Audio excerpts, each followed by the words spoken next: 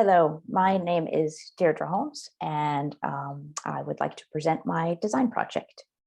Um, this is for our property where my husband and I and our two daughters live, but we also have a number of micro enterprises that we run from our property. So it's very much a live, work, private slash public space that we've been here for 15 years. And we are continuing to develop and change and evolve it. And I'd like to start with a quote from my daughter, actually, who several years ago was able to go to a farm camp where one of their activities was making cheddar cheese. And she came home with this piece of cheese that she had made and presented it to me. And it just had this lovely quote on it, which is, "As earthlings, we agreed that we leave a trace. Our trace can be productive, regenerative, and delicious." So I felt like that represented this work well. Here is just a quick picture of the home and part of the property. In total, it's 5 acres, but this is right around the home. What you see right now is both our family home and in addition to the farmhouse originally built in 1850, which is now used as a recording studio. So that's one of several small businesses that we host on our property, which bring people in and again, create this public-private sharing of spaces. And you can see that I've already begun adding pollinator gardens to the entrance and some fruit trees. So hopefully this gives you just a little impression of where we are. Here are some local climate data for our area. This is certainly a place we embrace winter. We are in the middle of a very cold winter stretch right now. We get approximately 36 inches of precipitation annually. And yet where we are in Vermont, even though we're in northern Vermont, we're very close to Lake Champlain, which influences the weather to the degree that this area is frequently referred to as the banana belt within Vermont. While we've been here, that's not quite true. Before we moved here, plant hardiness zone was 4B, and I believe it was in the 1990s. It's clearly was starting to warm, and it is now solidly 5A. With climate change, we expect increased participation, events, particularly heavier ones. So those are things that we're bearing in mind as we think about developing the property further. This is a little bit about me. My official training is in urban planning and ecological urban planning. I have also done a training in holistic health and nutrition. So I really like bringing those two together in this work, which is all about planning and ecology and ultimately health and nutrition of not just people, but all of the organisms and systems in our environment. So my design thesis, there's several components of it. We just want to create a beautiful place, an inspiring, an educational place for us, for our family to live and work, as well as bring people in, whether they're coming here intentionally for a workshop or an educational purpose, or for more of a musical project that they're working on, or we're quite close to the road, just people passing by. I really want to present something beautiful, interesting, and educational as sort of as part of my being a planner. Want to demonstrate just more ecologically focused ways of living. Part of that, some issues that come with that is how to share the space so that it works well for family to have our own spaces and private time, as well as to really be an open place for all. Another design issue that we have been focused on is this land has been used as a farm for many, many years, going back to the 1800s. But more recently, not an active farm. So we have quite a bit of what I would call field land, not quite lawn, but sort of field land that we don't actively use for anything, and therefore requires once or twice annual mowing and brush hogging. And I'd love to move away from that. So that's kind of in brief the things that we're looking to, that we're keeping in mind in our design. Various stakeholders, myself, my husband, our two children. We also have co-workers, employees, interns who come to the property in various work capacities.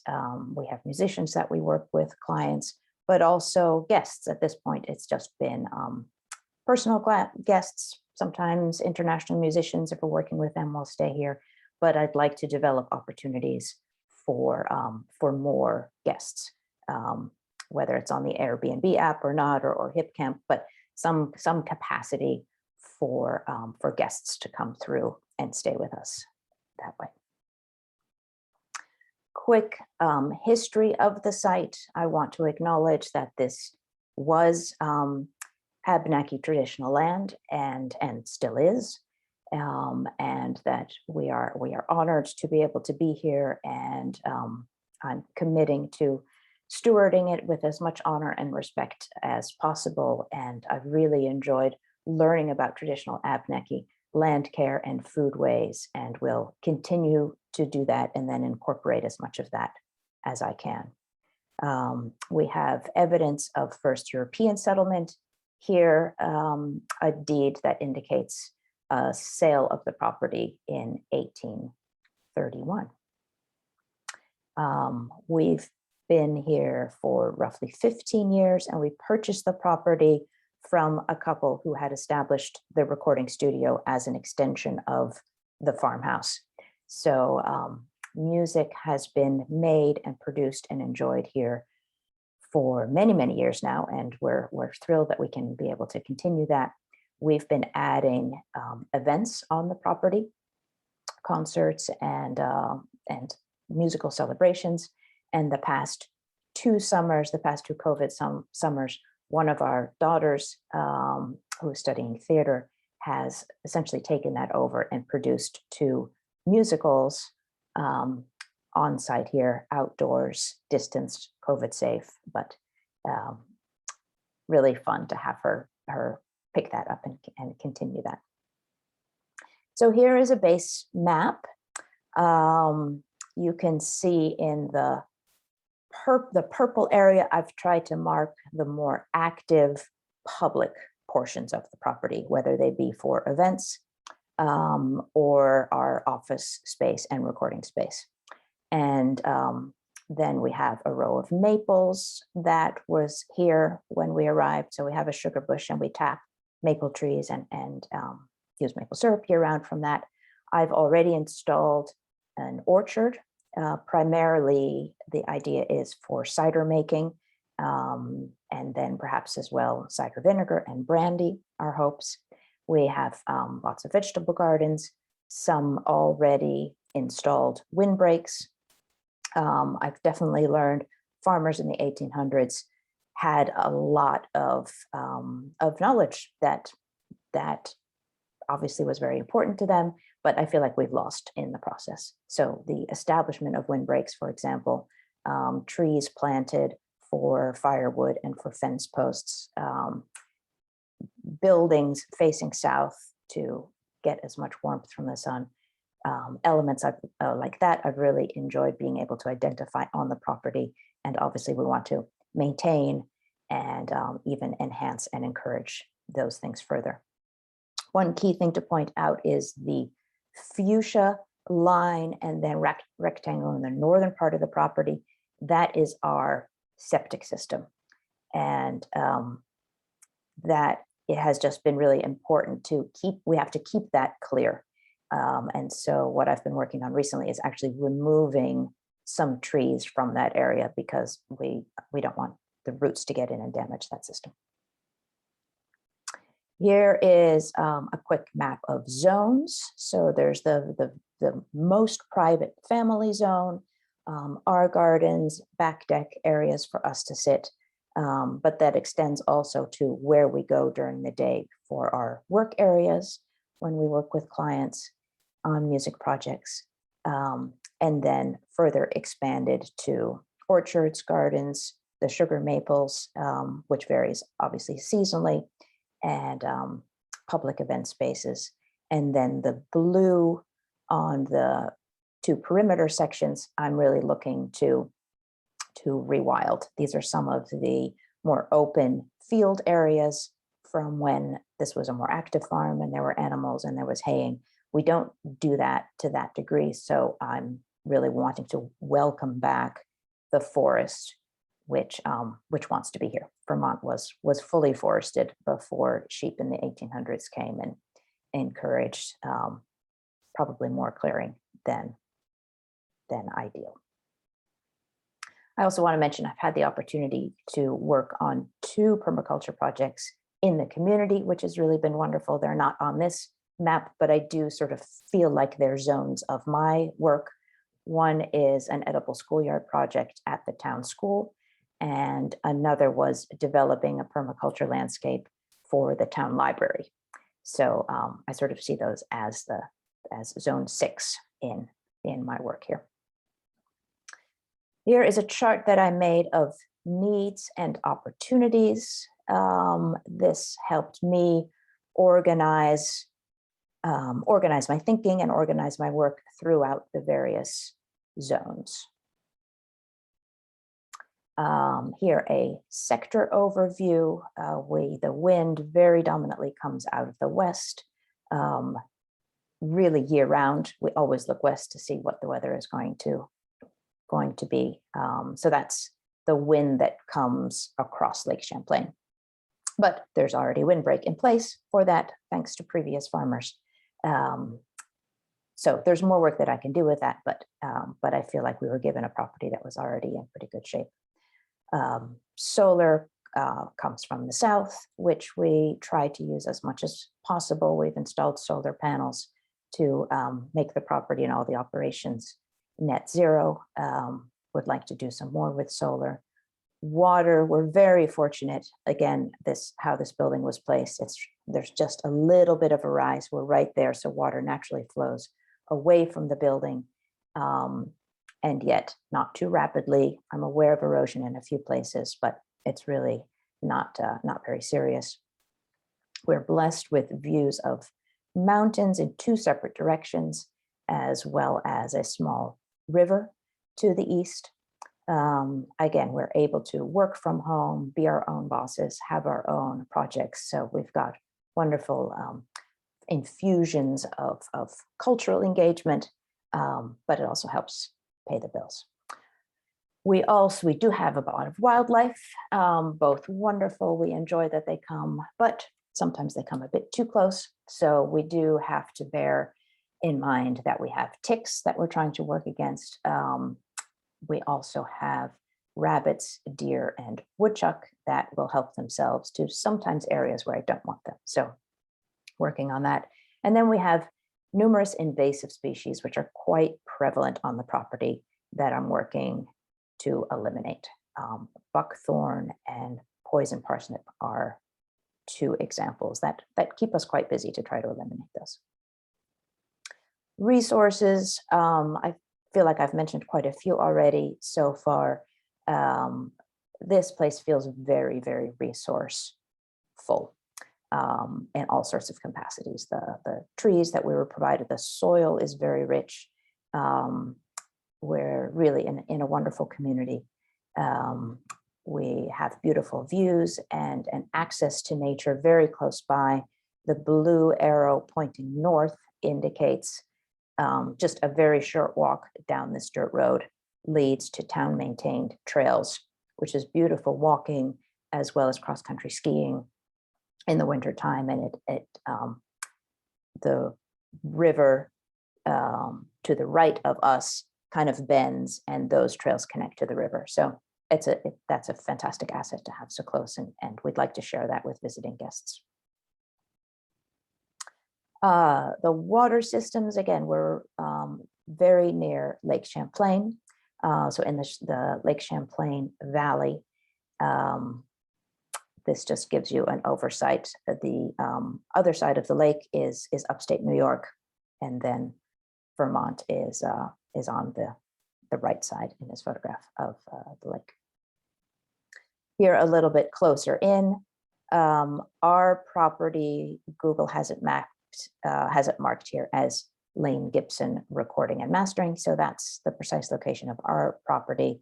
And then you can see the watershed and the La Platte River to the east and Mud Hollow Brook to the west. Here's some existing paths, patterns, and flows on the property. Again, I've marked in purple where the more public areas are.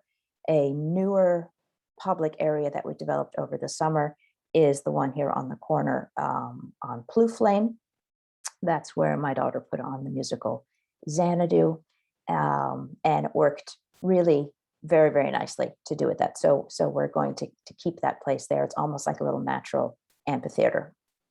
And then the yellow lines indicate more where more of the family movement is, that where we sometimes don't necessarily want to run into clients in the driveway, but on the backside of the building, we're still able to go to the chickens, go to the orchard, go sit outside, go to the gardens, that sort of thing.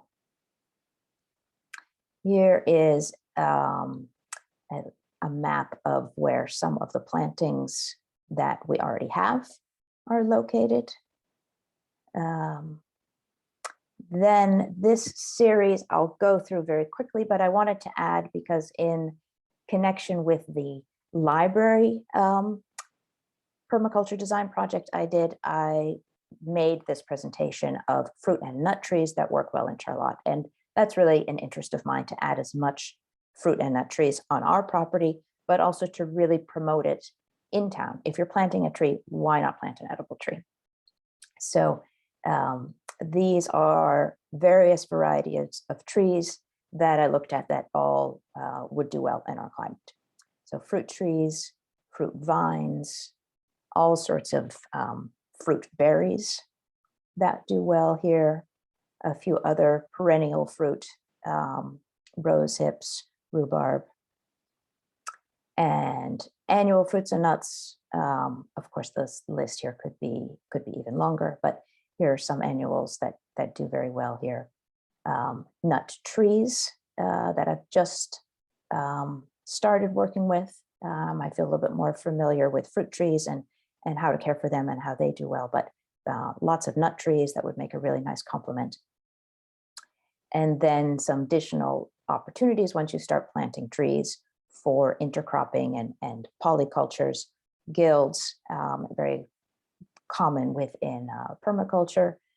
But I'm also interested in learning more about agroforestry and particularly alley cropping and intercropping, which we'll probably start doing in our orchard. But there may be other places where this is applicable as well. So here's our design. This is the full property on a map. And yeah, in many cases, we are keeping what's already here and enhancing it and then filling in. The idea is really to make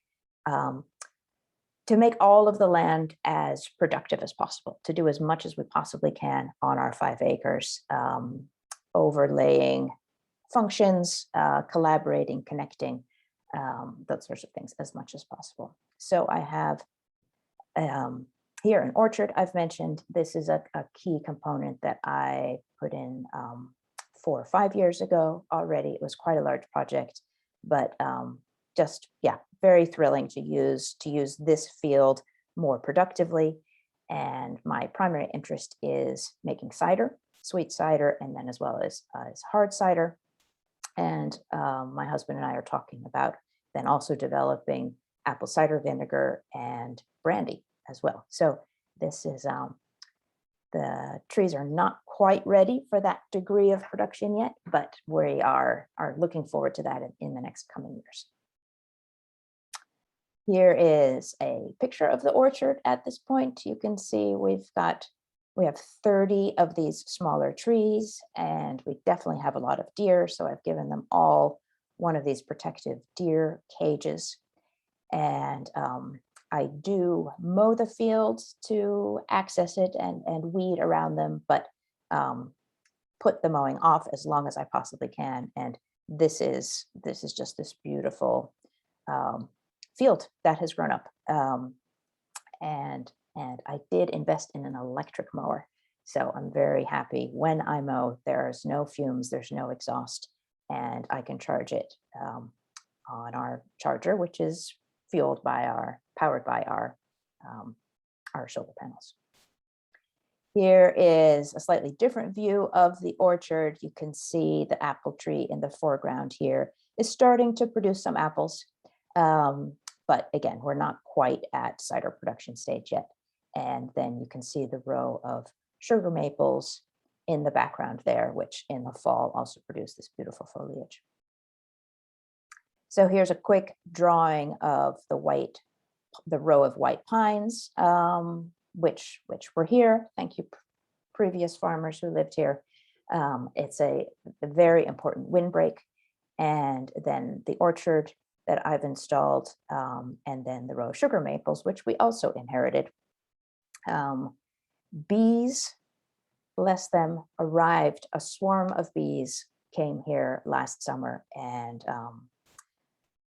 decided they wanted to live in the wall of our chicken coop. So I had a beekeeper friend come to visit and confirmed that they were honeybees, and he said it's perfectly fine for them to be here. So look at that, bees have already arrived. So I'm thrilled to have bees as a complement to our orchard and everything else that we have growing here.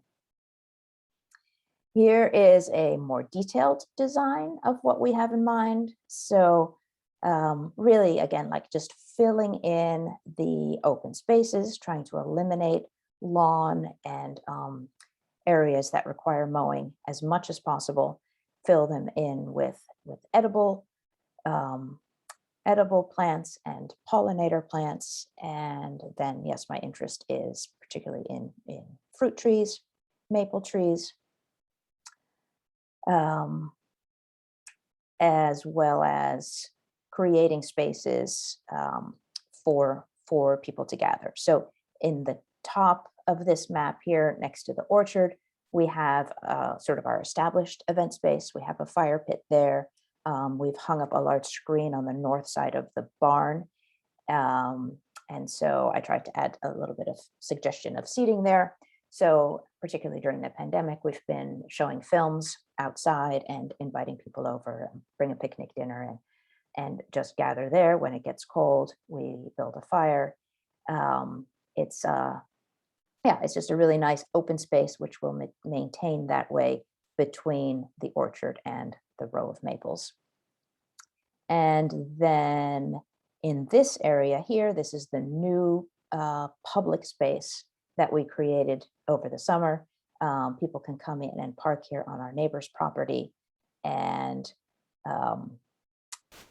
we have a little shed here, which we're planning to turn into a tiny house as sort of a retreat, a writing retreat, a reading retreat, I need time by myself sort of place to go for us, as well as that's something that I'd like to develop into a rentable space to make it accessible for others as well. We'll allow this area, which is currently has been more of a field, allow that to fill in the black locusts here, do a wonderful job of regenerating and expanding. And we also have some black walnuts, which I have to thank squirrels for planting for me. So it's really creating a nice little amphitheater space here for our new stage area. So here I've added some design notes to explain what I had done, which I think many of these things I've covered already. In our food forest, so that's an area I've started developing, but very much looking forward to continuing. More fruit, some more fruit trees, and then under that, elderberries. I have quite a lot of, and propagate every spring. Gooseberries, currants I'm also propagating. I want to add sea berries and aronia shrubs. And then as a lower level, rhubarb and chives and yarrow are already there. I'll add some more herbs. We have a lot of daffodils. And this past year, I started planting bean plants around the trees, and the beans just grow up the trees. And it's a lovely, seems like a lovely partnership. I'm going to be adding a swale because as rain events become heavier, we do sometimes have some erosion just along the side of the driveway. So it seemed a perfect opportunity to add a swale, pull that water to the side, slow it, sink it, spread it, as well as protecting the driveway and preventing some erosion. I want to add a little free library right near the road where people enter. We have plenty of books. We have lots of CDs that we can add there, but I also thought I would add seeds to that. And oh, one more thing, the leach field, like I mentioned, so I definitely have to put some work into keeping that free of roots that might damage the system. So that seemed like a good place to then intentionally keep clear so that we can host more events. So that works well together there. And then actually on top of the leach field, where several trees have started to grow, smaller, but still some trees that I was worried about their root system. So I've needed to take them down, but now I want to maintain that space for something else. So I'm going to be growing hard shell gourds there, something that I've done at other locations in the past. And then these are gourds that I dry and make bowls and also shakerees out of. So that's something that we want to continue to do. And it seems they pretty much grow themselves. So it's far away from other garden spaces, but it'll be a good way to use that space and prevent tree roots from getting in the way of the leach field. I've created quite a long list of species, and I think this will just be really helpful for me to refer back to. I've added some notes just to keep help me organize my thinking of what needs work, when, what needs attention, and other functions that it can fill. So there's quite a bit of that. Most of these plants are here on the property already. And then we come down to this yellow section, which is the section that I would like to eliminate. And we are working on that as much as possible. Burdock, buckthorn, grass, and poison parsnip are top of list for what what we'd like to eliminate or reduce, at least as much as possible. Animal species, it's an active spot where we are. Lots of wildlife comes through. We don't have any pets, which I think certainly no cats. So birds feel very welcome and come, and I feel very comfortable feeding them and enjoying them. And we don't have any dogs either, so that also might help make wildlife feel comfortable here. I do certainly have to pay attention to the garden because I have lots of animals that love to eat from the garden. So that is an ongoing exercise in sharing. Some other animals that we regularly see here. Here is a list of all the components of the project. And for the most part, I think I have already mentioned them. A compost area. I have a compost area close to the kitchen. We compost year round, though in the winter it freezes and that gets a little bit tricky, but we continue to do it. Firewood storage, very important. We heat the house primarily with firewood, so we have that close to the home. Behind the house is an old windmill, it was here. It's not functioning, but I just like that it's here. And even though it doesn't actively work to produce power, it's certainly suggestive of non-fossil fuel reliant power. And I would love to find somebody who may be able to help me get it going again. That would be great.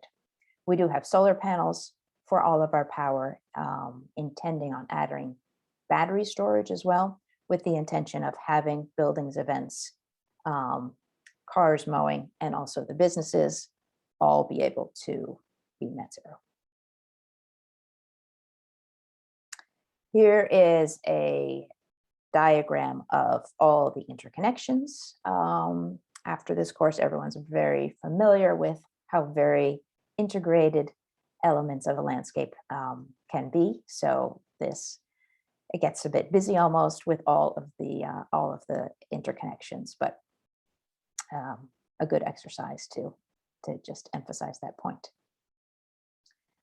Personally, again, the private and public spaces remains something that we're always bearing in mind. We don't really want to put up fences or signs or things like that, but just how to suggest that when we have public events, that it's clear we've got some solar lighting and pathways and clearly defined spaces so that people know where they're completely welcome to go and explore on their own. And then also in a very gentle way, be clear for, where the spaces are just for the family. In terms of education, this idea of both direct and indirect education, here's just one example. Here is a label that I created for all the musicians who come here and work in the recording studio. Everybody is welcome, I would say encouraged, to take this label and then use that as they promote their work, just so that they can share the fact that their recording was made all with solar power. And then in terms of implementation, as you've seen by the photos and what I've explained, a lot of this we've actually already started, because before I started this course, we were already thinking very much along these lines and planting trees and adding gardens and doing a lot of this work, even though it wasn't really in a formal sense. So I feel like year one was probably already last year, and now we are continuing. Intend to add heat pumps and storage batteries this year in order to reduce even further the fossil fuel reliance in the property, and then expand the tiny house for a rental. And we may have another opportunity on the property to develop another place where people could stay, with the idea that whether it's a permanent apartment or more of a vacation type of apartment, I want to welcome more people here and share the space. And yes, in terms of my evaluation, I guess the one point that I'd like to add is that I'm really looking forward to sharing this work with people in the community, on their property, and been thinking a lot about how to differentiate between offering design services, which I think to most people suggest that I will come in, there's a period of time of working together, but pretty much an outside person comes in, makes a design, perhaps also installs it, but then it's essentially done. Whereas I'm thinking more about two parts, both how to explain to future clients that what I'd like to do is work with them to help them feel comfortable with a long-term relationship with their site, and that we can certainly work together to create an initial design, but it's not a finished design. It's a place to start. It's a place to organize your thoughts and your space, but then to realize when new opportunities, new ideas, new situations come around, just that adaptation and really practicing those adaptation and redesign and constantly evolving habits of living on the land. So thank you all. This was my presentation. I wanted to end with this. This is a sign that my neighbor has, which I just love. And being in a family of musicians and actors and dancers, the focus is always performing arts. I am the one that brings gardening into it more than anything. So I was thrilled to see on his barn that gardening is, in fact, the slowest of the performing arts.